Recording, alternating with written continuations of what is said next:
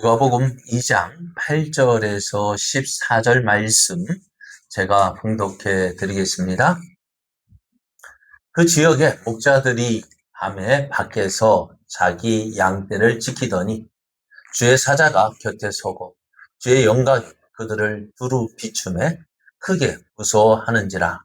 전사가 이르되 무서워하지 말라. 보라, 내가 온 백성에게 미칠 큰 기쁨의 좋은 소식을 너희에게 전하노라. 오늘 다윗의 동네에 너희를 위하여 구주가 나셨으니 곧 그리스도 주시니라. 너희가 가서 강보에 쌓여 구유에 뉘어 있는 아기를 보리니 이것이 너희에게 표적이니라 하더니, 호련히 수많은 천군이 그 천사들과 함께 하나님을 찬송하여 이르되, 지극히 높은 곳에서는 하나님께 영광이요 땅에서는 하나님이 기뻐하신 사람들 중에 평화로다 하니라. 아멘. 할렐루야. 우리를 사랑하신 하나님께서 우리를 죄에서 구원하기 위하여 예수님을 보내주신 복된 성탄을 축하하기 위해 예배의 자리에 나오신 여러분에게 하나님의 크신 사랑과 은혜가 넘쳐나기를 예수님의 이름으로 축복합니다. 예배 계신 분과 함께 인사하겠습니다. 메리 크리스마스. 메리 크리스마스. 다른 말 인사도 있겠지만 이게 더 좋은 것 같은. 자, 오늘 우리에게 주신 하나님 말씀을 통해서 예수님의 첫 번째 생일, 예수님의 첫 번째 생일, 이런 제목으로 하나님 말씀을 증거하겠습니다. 하나님은 하나님께서 지으신 이 아름다운 세상을 하나님의 모양과 형상으로 지으신 사람에게 맡기셨어요. 그 사람들을 위하여서 아주 특별한 장소를 마련하셨는데요. 그 이름이 에덴 동산입니다. 에덴 동산에서 이들은 하나님이 허락하신, 하나님이 만드신 모든 것을 다스리게 하셨는데요. 이 에덴 동산에서 지켜야 할 한 가지 법이 있었습니다. 많은 것이 아니라 이 한 가지 법만 지키면 돼요. 뭘까요? 그렇습니다. 말씀을 보면은 요 하나님이 그 사람의 명하여 이르시되 동산 각종 나무의 열매는 내가 임의로 먹되 선악을 알게 하는 나무의 열매는 먹지 말라. 내가 먹는 날에는 반드시 죽으리라. 다른 거 없어요. 다른 거 다 네 마음대로 해. 네 하고 싶은 대로 해. 뭐요? 그러나 다만 한 가지만, 이 한 가지는 뭐예요? 선악을 알게 하는 나무의 열매는 먹지 마라. 라는 것입니다. 어떤 사람이 이렇게 이야기하면, 왜? 그건 그럼 안 만들어 놨으면 되지 않느냐. 그런데 이것을 통해서요, 하나님과 우리 사이의 관계가 정립이 되어지는 거예요. 이 선악을 알게 하는 이 나무를 통해서요, 하나님은 우리의 창조주가 되시고 우리는 하나님의 피조물이라는 사실을 인식시켜 주는 거예요. 그래서 우리는 이 하나님 말씀에 순종하는 것이 우리가 어떤 자리에 있는지를 깨닫게 하는 거예요. 그렇지 않아요? 여러분, 하나님 말씀을 순종하는 사람은 하나님이 그 마음에 있기 때문에 순종하는 것이고요. 하나님 없는 사람은 어떻게 해요? 순종하지 않아요. 의식하지 않아요. 그러니까 하나님과 나의 관계를 중립하는 거예요. 하나님 말씀, 이 말씀이 있느냐 없느냐, 하나님이 나의 하나님이 되느냐 나의 하나님이 아니냐, 그것으로 결정이 되는 거예요. 여러분 어떻습니까? 여러분의 삶 속에요, 하나님의 말씀이 없으면은요, 하나님과 나는 아무런 관계가 없는 거예요. 하나님 말씀에 우리가 순종하느냐 순종하지 않느냐는요, 내가 하나님을 믿느냐 내가 믿지 않느냐를 보여주는 거예요. 오늘 우리가 참 조심스럽게 행할 것은 뭐냐면요, 교회에 다니는 것으로 끝나서는 안 돼요. 그럼 우리 신앙생활은 어디에서 이루어져야 한다고 말씀드렸어요? 교회에서 신앙생활 하는 거 아니에요. 신앙생활은 교회 밖에서요. 제가 그 비유를, 주유소에 좋은 차가 있습니까? 좋은 차, 아무리 주유소에 사람은 차가 들락날락 하지만요, 주유소에 머무는 차는 없단 말이에요. 어떻게 해요? 그 차는 밖을 다니도록 그렇게 되어졌잖아요. 우리도 하나님께 은혜를 받은 우리들은요, 그 주에서 밖으로 나가야 돼요. 나가서 맡겨진 일들을 감당함으로 그 사명을 감당하는. 오늘 신앙생활은 교회에서 하는 것이 아닙니다. 그래서 교회 안에서 믿음 좋다 인정받을 수 있어요. 그죠? 조금만 하면은 믿음 좋네, 믿음 좋네. 예전에 저 어렸을 때도 그랬던 것 같아요. 조금 교회 열심히 나오고 그러면 아이고 너 신학교 가야지, 목사 돼야지. 얼마나 많이 그랬습니까? 저도 그 소리 듣고서 혹시 하다가 혹 깨가지고 그래 조금 교회 안에서 조금만 잘하면은요 믿음 좋은 것처럼 보여져요. 그러나 실상 우리의 믿음은 교회에서 우리끼리만 해가지고 보여주는 믿음이 아니라 교회 밖에서 보여주는 믿음이에요. 그러려면 어떻게 될까요? 말씀이 내 안에 있어야 돼요. 말씀이 내 안에 있어서 내가 그 말씀대로 사느냐 살지 못하느냐 그것을 통해서 우리의 믿음을 보여주는 거라. 여러분, 믿음은 신앙생활은 교회 밖에서 하는 거예요. 그러면 교회는 뭐예요? 그 교회 밖에서 신앙생활을 하기 위하여서 말씀을 듣고 은혜를 받는 것이 바로 교회예요. 그러니까 저 아까 말씀드리도 주유소라고요. 은혜의 주유소. 교회에서 은혜를 충전받고 밖으로 나가서 밖에서 신앙생활을 하는 것입니다. 근데 오늘 하나님께서도 이 에덴 동산에서 왜 선악과를 만드셨느냐? 우리가 하나님과 우리의 인간의 피조물과의 관계, 창조주와 피조물과의 관계를 세워두시는 거예요. 그래서 마음대로 할 수 있어요. 한 가지만. 뭐예요? 선악을 알게 하는 나무의 열매만 먹지 않으면 되었어요. 그런데 어떻습니까? 사람이 이 하나님 말씀을 불순종하여서 이 선악을 알게 하는 나무의 열매를 따먹고 맙니다. 그 결과로 사람은 그들을 위해 특별히 마련된 에덴 동산에서 쫓겨났고요. 일생 동안 땀 흘려 수고해야만 열매를 먹을 수 있게 되었습니다.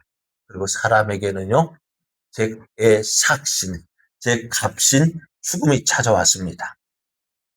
하나님 이러한 사람을 불쌍히 여기셨어요. 이들을 구원할 방법을 찾으셨고 그 구원할 방법을 만드셨습니다. 그것이 무엇이냐? 여자의 후손을 통해서 내가 이들을 구원하겠다라고 말씀하셨어요. 자, 그러면 이 여자의 후손은 어떻게 올 것인지 하나님은 점점점 구체적으로 말씀해 주셨는데요. 아담의 자손으로 올 것입니다. 그리고 또 노아의 후손으로 올 것이고요. 또 셈의 자손으로, 또 아브라함의 자손으로, 이삭과 야곱의 자손으로, 또 야곱의 12아들 가운데 유다 지파의 가운데 또 다윗 왕의 후손으로 올 것이다라고 하나님은 그 구체적으로 이렇게 올 것이다라고 말씀해 주셨습니다. 뿐만 아니라 특별한 징조로 보여주셨어요. 어떻게요? 이 여자의 후손은 처녀의 몸에서 태어날 것이고 또 어디에서 태어날 것이다? 베들레헴에서 태어날 것이다. 그러니까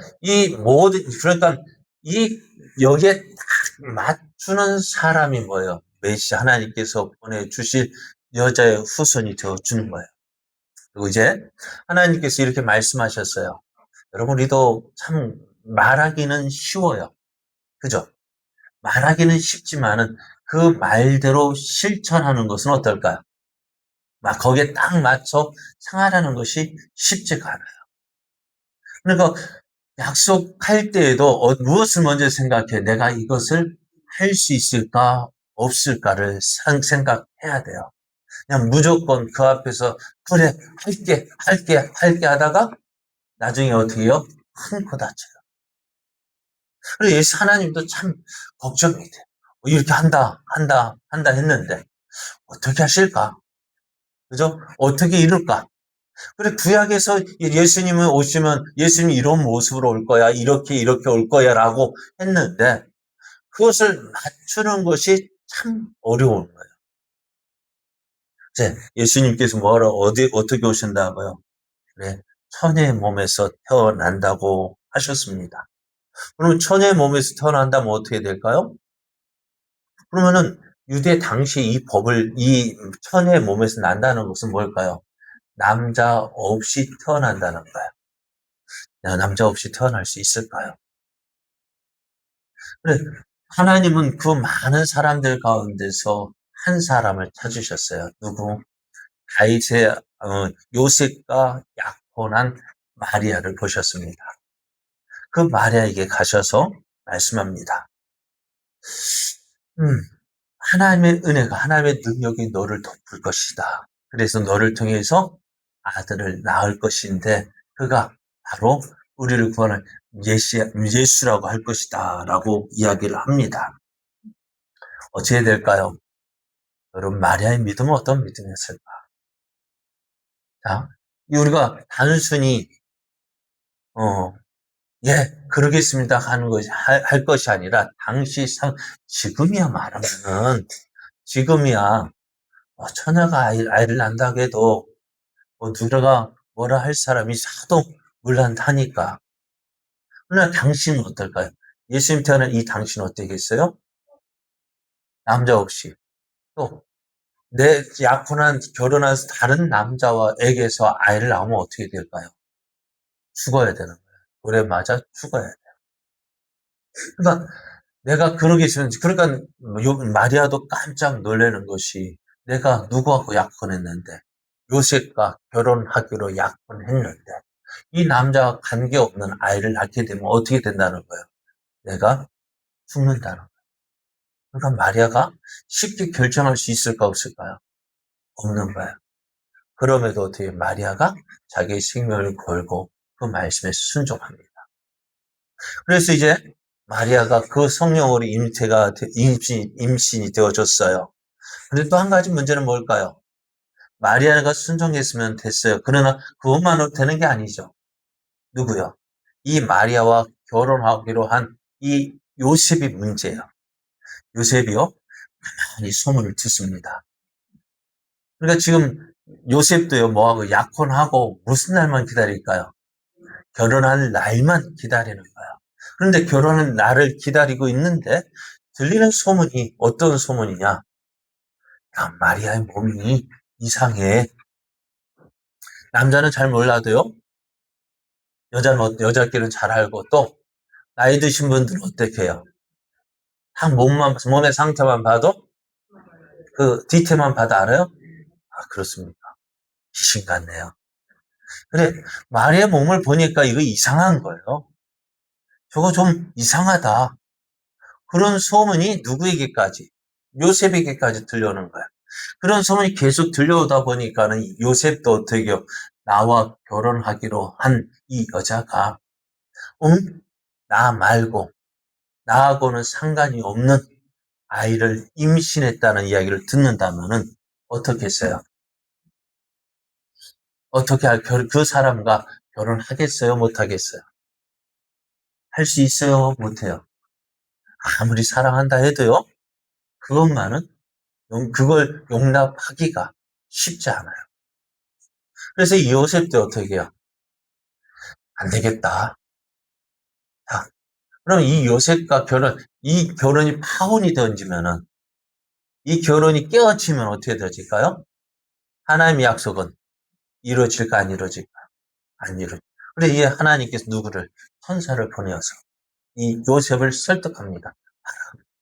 그래, 네가 아는 대로 네가 들리는 소문이 맞다. 뭐가 맞는 거야? 마리아가 임신한 것이 맞다. 하지만 뭐라고요? 그것은 성공으로 성경에 예언된 대로 되어진 것이니 그 마리아 데려오는 것을 무서워하지 마라. 겁내지 마라. 두려워하지 말라. 이것은 하나님께서 말씀하신 대로 보라 처녀가 잉태한 아들을 낳을 것이니 그 이름을 임마누엘이라 하려라. 그 말씀을 이루시는 것이다 했어요. 이 요셉이 어떻게 해요? 그 말씀을 듣고 그렇다면은 어떻게 해요? 내가 순종하겠습니다. 그래서 이제 어떻게 해요? 다윗의 후손, 그죠? 다윗의 후손인 이 요셉과 또 천의 몸에서 잉태하리라는 그 말씀이 이루어지게 되어져요. 그리고 그런데 문제가 하나가 있다 했어요. 오늘 새벽에도 말씀드린 것처럼 뭐예요? 지금 이들이 살고 있는 곳은 나사렛입니다. 나사렛의 그 예수, 그런데 메시아가 태어날 곳은 다윗의 고향, 다윗의 집, 어디요? 베들레헴입니다. 근데 나사렛에서 베들레헴까지의 거리는 170km 정도가 됩니다. 여기서 대전까지, 아니다, 천안 정도 되겠네요. 천안 정도 되는 거야. 그 거리를 어떻게 해요? 걸어서 가야 됩니다. 그 거리를 어떻게, 낙이 타고 간다 한들, 어떻게 해요? 두 사람이 다 낙이 탈 만큼 이 마리아와 요셉의 가정이 부유한 것도 아니에요. 그 먼 거리를, 예? 말 타고 가면 돼요? 자, 어찌되었든 이 두 사람을 가는 것이 쉽지 않아. 거기다가 또 마리아는 만삭이라고요. 임신한 몸이라고. 갈 수 있을까 없을까요? 가려고 계획할까 못할까요? 지금도요, 만삭일 때 어떻게 여행하는 것이 쉽지가 않아요. 그리고 우리 같으면 어떻게 포기한다고요? 못 가. 안 돼. 못 해. 그런데 아무리 요셉과 마리아가 이 말씀, 베들레헴에서 태어난다는 말씀을 알았다 할지라도 갈 수 없어요. 하나님께서 어떻게 할까요? 이 여기를 이들이 가지 않으면 안 되게끔 만드셔요. 어떻게 해요? 인구 조사 명령 황제 칙령이 내린 겁니다. 이 명령은 어떻게 될까요? 해야 될까 안 해야 될까요? 지켜야 되는 거예요.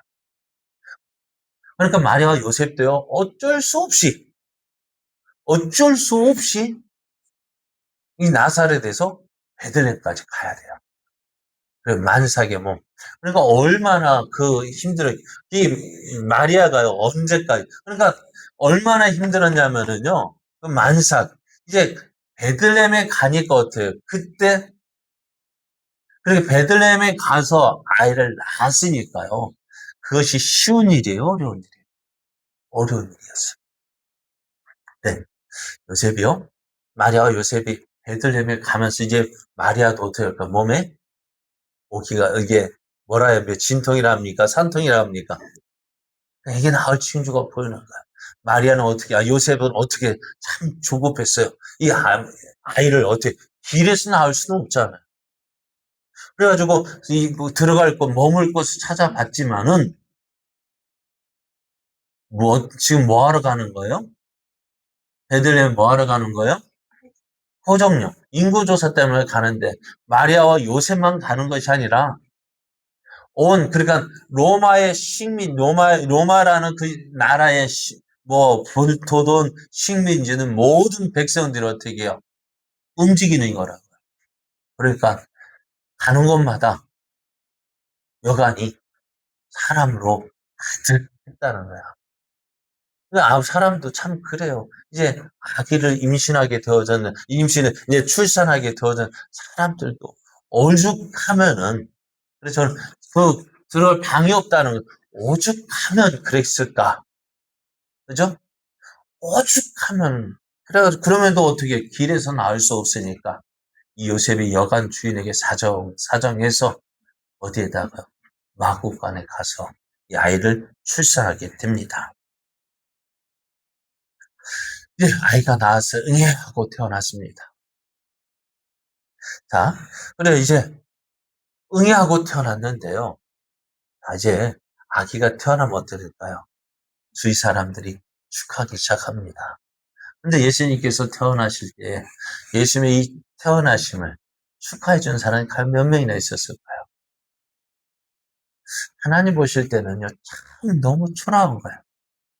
그죠? 하나님이 사랑하시는 독생 예수님을 이 땅에 보내주셨는데, 그 예수님의 그 생일이요, 그 태어남이 너무너무 초라한 거예요. 하나님께서 한 가지 방법, 어떻게 하면 사람을 모아서 예수님이 그 탄생을 축하할 수 있을까? 하나님이 계획을 세웠어요. 사람을 보내야지. 사람을 보내서 이 예수님의 생일을, 이 예수님의 생일을 축하해야지. 그런 마음을 가지셨단 말이에요. 그래서 몇 개월 전부터 하나님 계획을 세우셨어요. 유대인이 아닌 이방 사람들을 통해서 예수님의 탄생을 축하해줘야지. 그래서 동방 박사를 부르셨어요. 동방 박사가 온 길이요. 저 바벨론에서 예루살렘에까지 이르기까지는요. 마리아가 얼마나 왔다고요? 170km, 200km 왔다 해도 그건 세 발의 피예요. 제가 정확하게 기하는 4,000km인가? 4,000km 막 걸어왔대요. 3개월, 4개월 전부터 이 하나님은 이들을 예수님의 탄생, 예수님의 창림을 축하하기 위해서 사람을 부르셨어요. 이들이 그 먼 길을 왔습니다. 뭐 하기 위해서? 예수님의 탄생을 축하하기 위해서. 근데 오다가 보니까요, 어떻게요? 이 예루살렘에 다 와서 보니까 뭐가요? 이 별이 사라져버렸어요. 별이 사라지면 어떻게 되어질까요? 어디 갔지? 어디 갔지? 큰일 났다. 근데 그것이 마침 어디예요? 예루살렘이란 말이에요. 예루살렘이면 이들이 온 것이 뭐예요? 유대인의 왕으로 오신 이가 어디 계시냐? 지금 이들이 무슨 유대인의 왕이 그 왕의 별을 보고 따라왔는데 그러면 여기까지 왔으면 어디에서 태어날까요? 유대인의 왕은 궁에서 태어나지. 베들레헴의 그 마국간에서 태어날 것이라고 생각했을까 못했을까요? 못했습니다. 그러니까 별이 없어져. 이제는 자신이 있었어요. 야, 예루살렘이야. 예루살렘이면 왕궁에서 유대인의 왕이 태어나겠지. 하고 헤롯 잠자고 그 헤롯 왕국의 그 문을 두들겼어요. 사람들은 뭐 하고 있었을까요? 사람들은 뭐 하고 있었을까요? 왜요? 어떻게 알아요? 별을 보고 왔으니까. 별을 보고 왔으니까 한밤중이란 말이에요. 어제도 말씀드린 것처럼 우리는 많은 농사 짓는 사람을 그렇지만은 다 뭐 보고 살까요? 시계 보고 살아야 되는데 해 보고 살아요. 그죠? 해가 지면은 하루가 끝난 거예요. 해가 지면은 어떻게 할까요? 집에 들어가서 나올까 안 나올까요? 안 나옵니다. 오늘 하루 끝났어요. 그러니까 그런데 지금 해가 지고 그래 다 잠잘 때 별을 보고 따라왔으니까요. 어떨까요? 초저녁일까요? 한밤중일까요? 한밤중이니 깊은 밤인지 모르겠어요. 어찌되었든 그때 와서 문을 두드리는 거예요. 그러니까 무슨 일이냐 했더니 이 동방박사들이 하는 말, 유대인의 왕으로 나시니가 어디 계시냐? 오늘 당신 왕궁에 유대인의 왕자가 태어나지 않았느냐는 거예요. 근데 이 이야기를 들은 헤롯 왕은 깜짝 놀래요. 왜?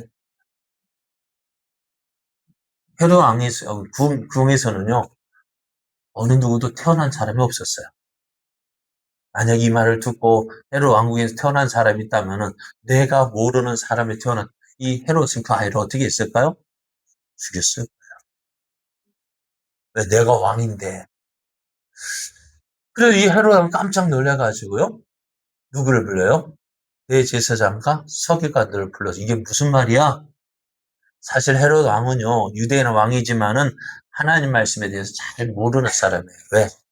이 사람은 유대 사람이 아니에요. 이듬의 사람이에요. 에돔 족속. 야곱의 후손이 아니라 에서의 후손이 돈 주고 그 왕의 자리를 산 거예요. 그러니까 성경에 대해서 잘 모르거든요. 그러니까 대제사장과 서기관들을 불러 모았습니다. 이게 무슨 말이야? 그래서 이 대제사장과 서기관들이 뭐라고 얘기합니까? 유대는 왕은 어디서 태어난다고요? 베들레헴에서 태어납니다. 어떻게요? 이들은 성경을 외우고 있었어요. 미가 선지자의 말을 예언한 그 이야기를 하면서 베들레헴입니다라고 얘기합니다. 그러면 이 동방박사를 어떻게 할까요? 누구를 보러 왔어요? 헤롯 왕을 본 것이 아니라 이제 유대인의 왕으로 태어나신 그분을 보러 왔어요. 그래가지고 어떻게 해요? 예루살렘을 떠나 베들레헴으로 갑니다. 그러니까 예루살렘에 나오니까요. 보이지 않던 별이 보이는 거예요.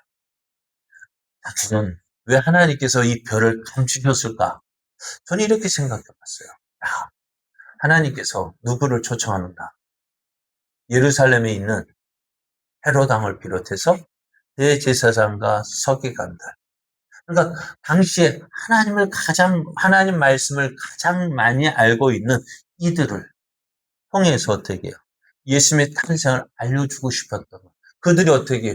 말씀대로 오신 그 예수님, 하나님께서 약속하신 말씀대로 보내주신 그 예수님으로 저희들이 와서 경배하기를 원하셨던 것이 하나님의 뜻이었어요.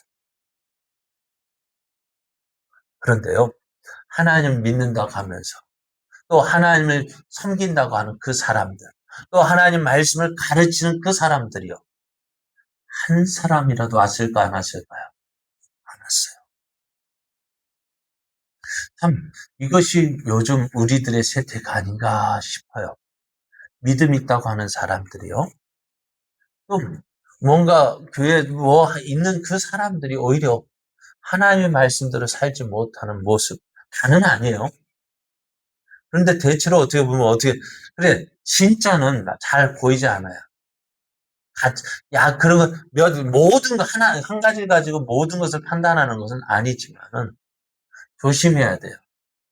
많은 사람들, 믿지 않는 사람들이 누구를 보냐면은요, 잘하는 사람 보는 게 아니라 못하는 사람을 보는 거예요.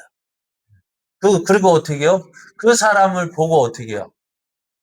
저 사람이 그래, 저 사람만 그래 라고 표현하는 것이 아니라 그 한 사람을 가지고 누구를 그러니까 우리는 다 어떻게 해요? 다 대표 선수입니다. 내가 대표 선수라고. 믿는 사람의 대표 선수야. 나를 통해서 누구를 보는 거예요? 교회를, 교회를 보게 되어지고. 우리 교회만 보는 거예요. 한국 교회 모든 사람을 대표하는 게 나라고. 그냥 잘 믿어야 되겠어요? 못 믿어야 되겠어요? 잘 믿어야 되겠어요? 대충 믿어야 되겠어요? 왜? 나 한 사람 잘못하면 나 하나 욕먹으면 돼. 그런데 나 하나만 욕먹는 게 아니라고요. 제자교만 욕먹어도 괜찮아요. 아니에요. 제자교만 욕먹는 게 아니라고요. 다 모든 교회가 욕을 먹는 거예요. 한국 교회가 욕을 먹는 게 모든 사람이 잘못해서 욕을 먹는 게 아니라 한두 사람의 잘못으로 인해서 욕을 먹는다. 오늘 우리 같으면 어떻게 될까요? 하나님을 섬기는 제사장들이잖아요. 대제사장이라고. 하나님 말씀을 가르치는 서기관들이라고요. 그들이 예수님이 메시아가 오셨다라는 말을 들으면 어때요? 저들이 가르치는 게 뭐예요? 하나님 말씀이 이루어질 것을 가르치고 있었단 말이에요. 그런데 그 말씀대로 누구를 통해서 동방박사를 통해서 들었음에도 불구하고 어떻게 해요? 우리 같으면 어떻게 했을까요? 정말? 진짜? 어떻게 했을까요? 뛰어갔을까요? 누구보다도 이 동방박사보다 앞서서 먼저 가서 예수님이 어디 계신지 알아보고 동방박사 여기에서 태어났대야 동방박사도 인도해야 되는 것이 당연할 텐데 하는 말 들어보십시오. 당신들이 먼저 가서 그 오신 메시아를 찾아 경배하고 그 다음에 돌아가는 길에 들려서 어디 있는지만 알려주십시오. 그게 말이 되는 소리예요. 자기들이 먼저 가서 찾아가야 되잖아요. 성경을 보면은 예수님이 탄생하신 그 여간에 누가 왔을까? 이들이 내려왔다는 이야기가 없는 거예요. 하나님의 입장에서는요, 하나님을 섬긴다고 하는 대제사장들, 하나님 말씀을 가르치는 서기관들, 그리고 그에 함께 있던 많은 유대의 종교 지도자들이 와서 말씀대로 오신 그 예수님, 그 예수님을 태어난 거 듣고 어떻게 다 와서 그 경배하고 탄생을 축하하고 기뻐하기를 기대하셨는데 어찌 되었다고요? 아무도 안 하는 거예요. 성경에 이런 비슷한 모습이요. 마태복음 22장에 보면은 그 예수님의 탄생이 아니지만은 혼인 잔치로 이야기를 하고 있어요. 마태복음 22장 2절을 보면은 이렇게 천국은 마치 자기 아들을 위하여 혼인 잔치를 베푼 어떤 인공과 같다 했습니다. 왕의 아들이 결혼을 합니다. 그럼 어떻게 될까요? 여러분, 결혼잔치, 그냥 어느 날 갑자기 뚝딱 하는 것이 아니잖아요. 미리 준비하고, 또 준비하고, 그리고 이런 모양 저런 모양 준비하면서 손님을 청하잖아요. 그런데 유대인들은 어떻게 하냐면, 한 번 청하는 게 아니에요. 야, 몇 날 며칠, 우리 잔치가 있는데, 당신은 올 수 있느냐? 그때 사람들이 간다, 못 간다 결정을 하답을 해줘요. 그러면 혼주는 어떻게 될까요? 그 온다고 한 사람들을 위해서 준비를 하는 거예요. 미리 가기로 약속했어요. 그리고 이제 어떻게 되어질까요? 이제 당일이 되어지면은, 이제 결혼 전, 며칠 전, 이제 와가지고, 이제 며칠 있으면, 이제 혼인잔치가 벌어집니다. 오십시오. 근데 오기로 했다는 약속한 그 사람들이요? 나 못 가. 나 못 가. 그러는 거야. 그런데 다 똑같이, 야, 참, 배짱도 좋아요. 누구의 잔치인데? 임금의 잔치인데요. 아, 못 간다, 못 간다 하는 거야. 우리 같으면 어떻게 될까요? 누구의 잔치예요? 임금의 잔치예요. 여러분, 한번 혹시 대통령이 누가 잔치에 초청했다. 갈까요, 안 갈까요? 예? 갈까요, 안 갈까요? 대통령이 부르면은, 나 선약이 있어서 안 돼요. 할 사람 있을까, 없을까? 그 모든 선약도 깨뜨리고, 야, 안 돼. 그날 안 되겠어. 왜? 아, 대통령이 날 보러, 나보고 보자가 돼. 나 거기 가야 돼. 어떡하려 하면 사람도 그럼 거기 갔다 와. 모든 우선순위가 뭘까요? 대통령 아니겠어요? 근데 지금 왕이 부른다. 왕이 잔치에 간다고 했다고요. 근데 이들이 하는 말, 나는 결혼해서 못 가고, 나는 소를 사서 못 하고, 나는 밭을 사서 못 가고, 이 핑계, 저 핑계 대고 못 간다는 거예요. 그리고 왕이 화가 났습니다. 또, 심지어 이 사람들은 왕이 보낸 그 종들을요, 모욕하고, 조롱하고, 죽이기까지 합니다. 그게 누구의 모습이에요? 이스라엘 모습이라는 거예요. 그리고 결국 어떻게 되죠? 왕은요, 오기로 약속했던 그 사람들을 이들은 이제 왕의 잔치에 다시는 초대하지 않고요. 초청받지 못했던 사람들, 어떤 사람들이요? 가난한 자, 약한 자, 부족, 그런 사람들을 부르는 거예요. 그래서 종들이 나가서 약한 자나 선한 자나 만나는 대로 모두 데려왔다 했습니다. 만나는 사람마다 오라 해서 그들로 어떻게 해요? 혼인잔치를 치웠어요. 오늘 예루살렘에 가셔서 동방박사들 보낸 이유가 뭐라고요? 와라. 약속한 대로 왔다. 동방박사들 보낸 이유가 뭐라고요? 와라. 약속한 대로 왔다. 근데 어느 누구도 안 오는 거야. 예수님이 태어났는데요. 맞아주는 사람이 없어요. 너무너무 초라한 거예요. 하나님 보실 때도요. 어떨까요? 하나님 보시기 너무너무 초라한 거예요. 하나님 누구를 부르셨을까? 깨어있는 사람. 누구요? 거짓말 목자들. 들판에서 다른 사람 다 잡고 있지만 깨어있는 이 사람들. 그들을 불러서 어떻게요? 예수님이 오셨다. 메시아가 오셨다는 사실을 전해주고요. 그들을 오라 할 때 그들은 어땠을까요? 기뻐하며 나왔습니다. 오늘 예수님은 그래서 오늘 예수님이 누구의 친구가 되어 주시느냐? 약한 자의 친구가 되십니다. 없는 자의 친구가 되어 주십니다. 그래서 많은 사람들이 초청받았지만 예수님께 나오지 않았던 이 사람들은 어떻게 했을까요? 그 낮은 데 내가 누군데 하고 목에 힘을 주던 이 사람들이요. 예수님이 와서 그 가난한 사람들, 없는 사람들, 약한 사람들 친하게 지내니까요. 이렇게 이야기합니다. 요한이 와서 먹지도 않고 마시지도 아니할 때 저희들은 세례 요한을 향하여서 귀신이 들렸다 하더니 이제 예수님 오셔서요. 먹고 마시는 거 누가 하고요? 사람들과 만나서 먹고 마시고 하니까 하는 말이 야 먹기를 탐하고 포도주를 즐기는 사람이다. 또 저들이 없는 사람 그런 약한 사람들과 예수님이 그들과 함께 하니까 야 봐라 세리와 죄인의 친구로다 하면서 예수님을 조롱하는 거예요. 저런 사람들이었습니다. 그리고 오늘 예수님의 혼인잔치 아니 예수님의 처음 생일에 누가 왔다고요? 동방박사 세 사람 저 유대인이 아니라 저 먼 나라의 사람이 와서 예수님의 탄생을 축하했고 없는 자, 가난한 자, 약한 자, 내세울 곳 없는 자들 그것이 바로 오늘 우리들의 모습이냐. 사실 우리가 그렇잖아요. 만약에 여러분 대그룹의 회장의 뭐 결혼잔치나 뭐 행사에 우리가 부름 받을 수 있을까 없을까? 없죠. 왜? 저들이 우리를 알아줄까 못 알아줄까? 만약에 우리가 그 하나님께서 우리를 그렇게 부르셨다면 우리는 과연 나갈 수 있을까 없을까요? 없습니다. 오늘 그런데요. 고맙게도요. 감사하게도요.